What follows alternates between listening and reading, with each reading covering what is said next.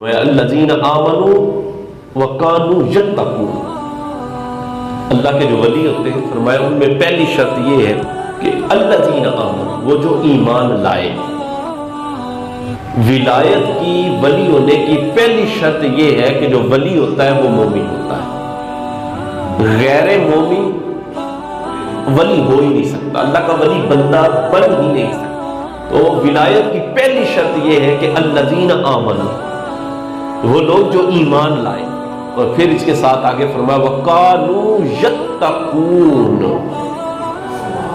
مومن بھی ہو اور متقی بھی، اللہ سے ڈرنے والا ہو، اس کے دل کے اندر تقوی ہو، اس کے دل کے اندر پرہیزگاری ہو، وہ فرمایا اللہ کا ولی ہے جو متقی ہے۔ اور متقی وہ شخص نہیں ہوتا جو نماز پڑھ لے وہ متقی ہے، جو روزے رکھ لے وہ متقی ہے، جو مسجد میں آ جائے وہ متقی ہے، نہیں، بلکہ متقی وہ شخص ہے کہ جو حرام کاموں سے اپنے آپ کو بچائے، چھوٹی چھوٹی جو غلطیاں کوتاہیاں ہیں اس سے بھی اپنے آپ کو بچائے، تھوڑی سی بھی غلطی، چھوٹی سی بھی غلطی اس سے بھی اپنے آپ کو روک کے، وہ ڈر والا ہے۔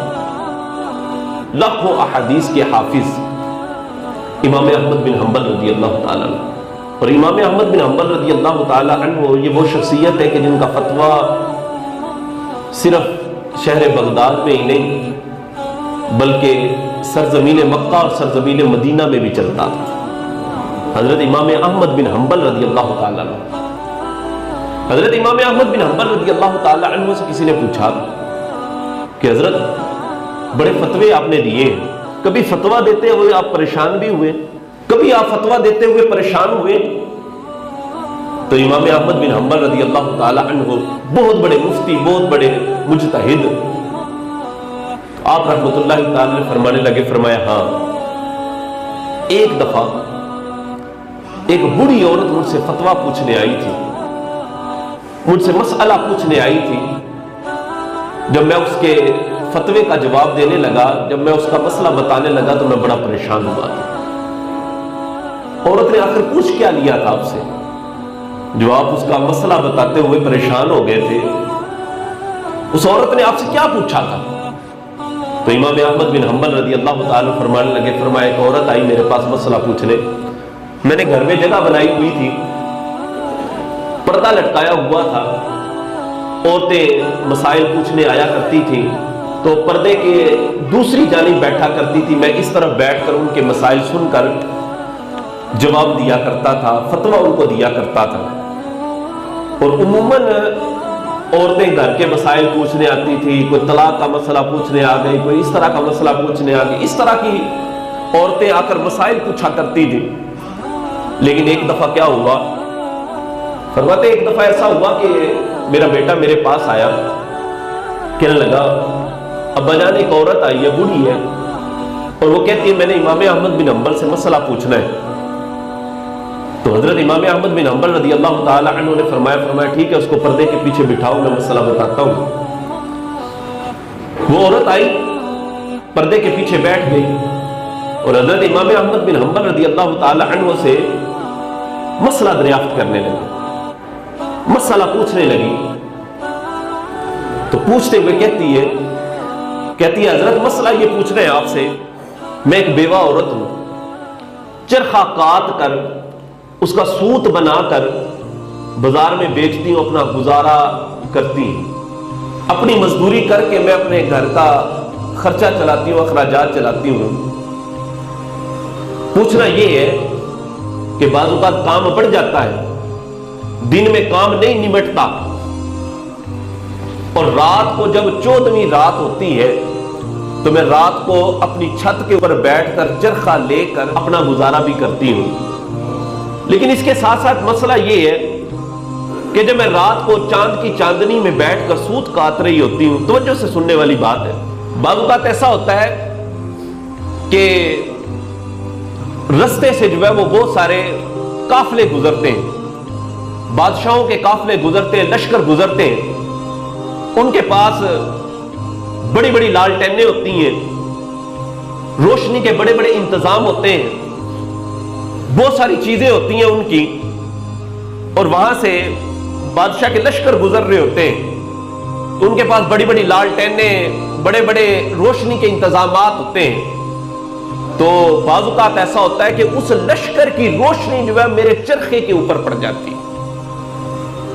उस लश्कर की रोशनी जो होती है, जो उनके पास रोशनदान होते हैं, लालटेनें होती हैं, उनकी रोशनी मेरे चरखे पर भी पड़ती है। और ऐसा होता है कि फिर उस रोशनी में मैं कुछ ना कुछ सूत काट लेती हूं। पूछना यह है, क्या उस रोशनी में काटा हुआ सूत बेचकर उसकी कमाई खाना मेरे लिए जायज है? अल्लाह अकबर। कैसा उस औरत ने मसला पूछा। हजरत इमाम अहमद बिन हंबल रज़ी अल्लाह ताला अन्हु कहते हैं, जैसे उस औरत ने मसला पूछा मैं तड़प उठा, ऐसा मसला इसने मुझसे पूछा है। देखे ना यार, कैसे वो लोग थे, खुदा की कसम।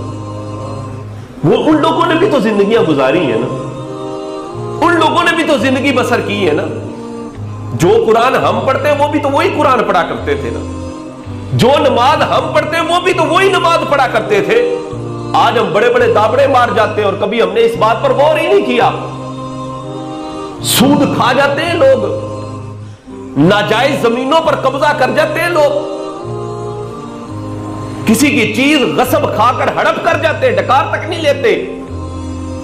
लेकिन कभी दिल में खौफ आया, कभी अल्लाह रब्बुल इज्जत का खौफ दिल में पैदा हुआ कि यार मैं क्या कर गया, मैं किसी की चीज छीन कर खा रहा हूं, गसब करके खा रहा हूं। कभी अल्लाह का खौफ दिल में पैदा नहीं हुआ। ये भी तो लोग थे ना। सूरत ने मसला पूछा कि वो जो लश्कर गुजरते हैं उनके पास लालटेनें होती हैं, रोशनदान होते हैं, उनके पास जो है वो बड़े बड़े रोशनी के आलात होते हैं, वो रोशनी मेरे चरखे पर पड़ती है और कुछ ना कुछ सूत मैं उस रोशनी में भी मैं काटती हूं। आया मुझे ये बताएं कि उस रोशनी में काटा हुआ सूत बेचकर मेरे लिए उसकी कमाई खाना जायज है? तो हजरत इमाम अहमद बिन हंबल रज़ी अल्लाह ताला अन्हु कहने लगे, मैं बड़ा परेशान हो गया, मैं तड़प गया कि ये औरत मसला पूछने आई।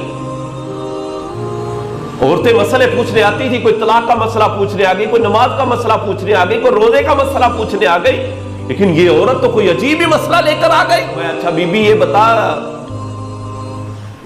तेरा तारुफ क्या है, तेरा तारुफ क्या है?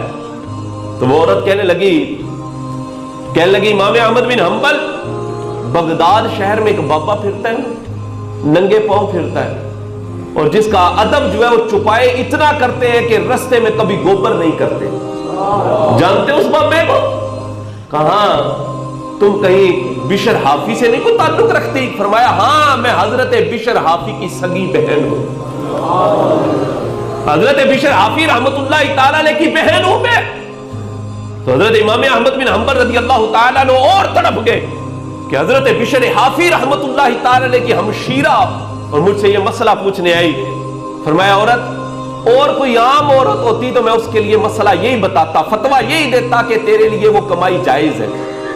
क्यों? इसलिए फरमाया तू कौन सा कोई छीन कर उनसे रोशनी लेती है, कोई चुरा के रोशनी लेती है, वो तो रोशनी पड़ जाती है, तू पहले ही रूटीन के साथ सूत काट रही होती है। अगर कोई और औरत मसला पूछती तो मैं उसके लिए जवाज का ही फतवा देता, जायज का ही फतवा देता, लेकिन ए औरत तेरा मकाम बड़ा आली है, तो हजरत बिशर हाफी रहमतुल्लाह ताला की बहन है। फरमाया तेरे लिए फतवे की बात नहीं होगी, तेरे लिए अब तकवे की बात होगी, तेरे लिए तकवे की बात होगी।